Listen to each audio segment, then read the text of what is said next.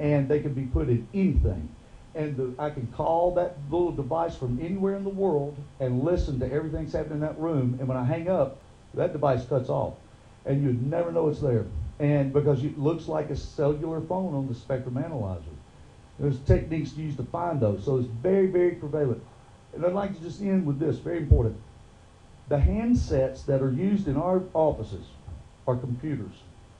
And anybody that can have access to your handset or your extension can make that handset call out to their home line. They can call into that extension without it ringing and listen to everything that's going on in the room. I'll leave one bit of advice for anybody. Don't allow for a third-party company to have the ability to remotely maintain your phone system. Keep it internally with your local police officer department, period.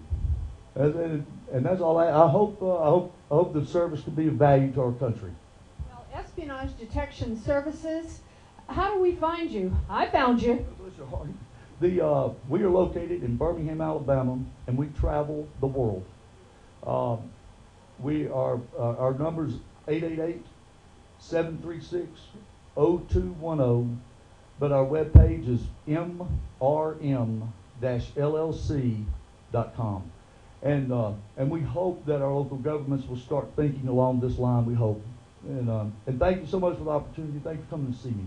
Oh, you're welcome, Tom. I have to say that I hadn't really given a great deal of thought to even just the handset of my telephone. I mean, can you imagine someone tapping into your phone line because it's maintained by a third party? That's something to think about. And it is, as you mentioned, all about securing information. Especially on a local government level. It applies across the board. But our local governments need to understand, yes, we are public entities, but we also have the responsibility to protect our data for our infrastructure.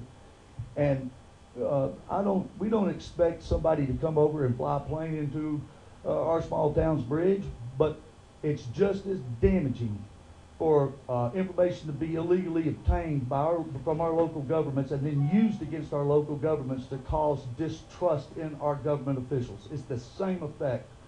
And yes, you do have important information. You just don't understand that what you're doing for our country is important as a local level. And it's just as you are an important individual when you're a local government official. More important than you would ever imagine. All right, Tom Roper. Oh, thank you so much for joining us. I'm Audrey Adams. We've got more exciting news from the Congress of Cities in Orlando, Florida.